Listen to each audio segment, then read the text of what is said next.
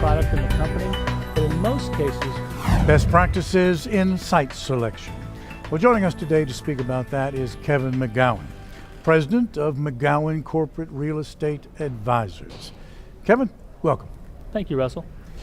Kevin, if I were to ask you if there is a more appropriate time to begin the site selection process, would you say yes? When should you do it? I would agree. A company should engage in a more formal site selection process when they have a substantial capital expenditure, the type of project that can be leveraged between multiple states, and then has maybe a more complex requirement than specifically a basic real estate requirement.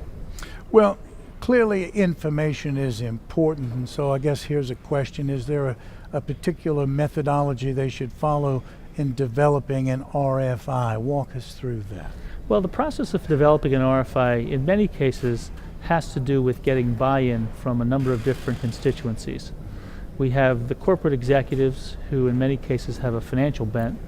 There's an operational component to the project, which can include the COO and the relevant people on the ground who actually operate the facility. And then there's usually the sales element, which wants to be closer to the customers. And combining those elements into one RFI is in many cases a challenging process for a company. Mm-hmm. You know, oftentimes in enterprises, one of the things we find is the silo departments that don't talk to each other. We find that collaboration sometimes is something that's more talked about than actually practiced. So here's my question to you. How do I go about getting buy-in from executive members of the site selection team that may not really be all that interested in cooperating with each other?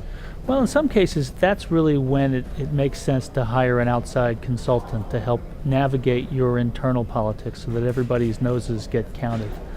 For instance, you need someone to go to each entity within your organization and interview them and make sure that their requirements reflect what ultimately is in the RFI, because in some cases, by leaving a certain entity out of the conversation, ultimately the project may get submarined in the end, where someone raises their hand in the final moment and says, hey, no one ever asked me for my input. And so it's really important to count all the noses prior to going to market.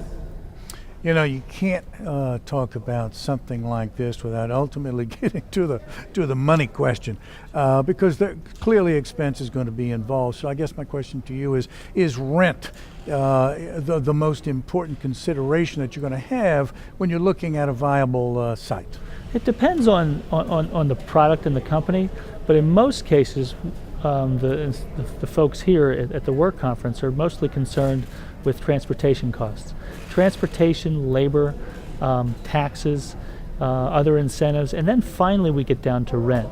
You can get a great deal on rent, but if you're in the wrong location and each trip costs you substantially more per trip, then your project has failed. Mm-hmm. Now this is interesting. We're now starting to talk about not just the various factors that you need to consider, but of course there are any number of localities that might be interested in my locating, you know, with them in that region, in that state, whatever it might be. How can I effectively go about leveraging multiple states and locations? Well, I think that the key there is to preserve your leverage. And what happens in many cases I see with corporates is that they telegraph where they want to be. And I think if you can at all have your entity maintain some sort of veil of secrecy to the marketplace and show a couple of options as potentials, I think you'll have better leverage in your site selection process so that you can really get everything that's potentially available to you. Now that's interesting. You're based in Allentown, Pennsylvania, of course. If I want to locate in Allentown and I'm looking to see what the incentives might be in that area for me to locate that, you're suggesting that what I need is a partner who is going to do that upfront work, would be the face without them knowing who I am necessarily. Is that what you're saying? Correct, and it could be you could be doing an anonymous search, and in some cases companies work in joint partnership with an entity to help run their search. But all in all, the best cases I've seen are where the corporation does not telegraph where they're going until they have a deal in place, and at least they maintain the potential of other options as they negotiate the process.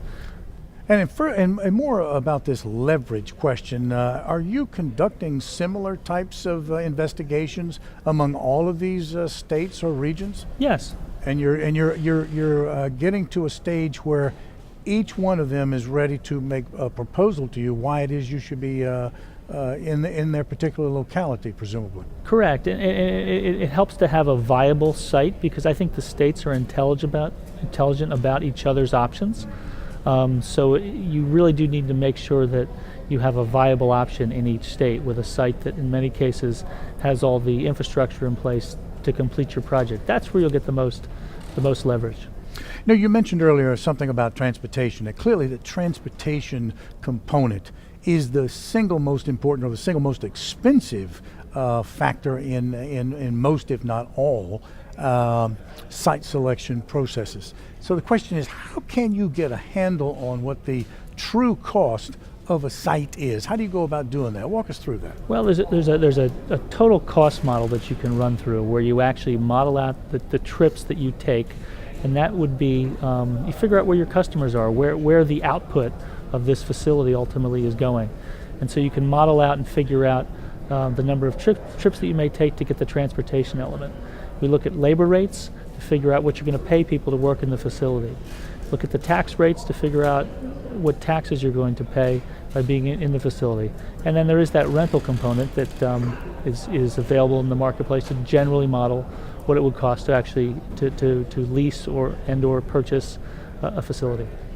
I gather from what you're telling me that once I've made this investigation about all of these multiple sites and looked at all of these different factors, you're going to tell me that not all sites are created equal. Is that right? That's right. And in many cases, you may have a nice piece of land that may have the right topography, but let's just say the sewer's not in place, and you have to do off-site improvements. You may have to improve the interchange exit so that you can get trucks to be able to access this site. In many cases, maybe there's not a rail spur in place. So 100 acres is not 100 acres is not 100 acres, depending on where you are. There's all sorts of utility infrastructure and other elements and site work that essentially needs to be done to make land essentially compare it apples to apples on an equal footing basis. The takeaway I get is this is a complex and often enormous sized project, and it's something that is quite probably better left up to outside experts, eh? I would say so. In many cases, companies get a little bit over their heads and think they identify the site, they see it, say, hey, we want to be here. And what they oftentimes forget is to preserve the leverage for themselves, make sure they bring in the economic development partners from the states and/or counties, and make sure that they basically get the best deal for themselves. Good stuff. Valuable information. Kevin, I know you're busy here at the conference, but you found time to sit down and meet with us. Thank you very much. Thank you, Russell.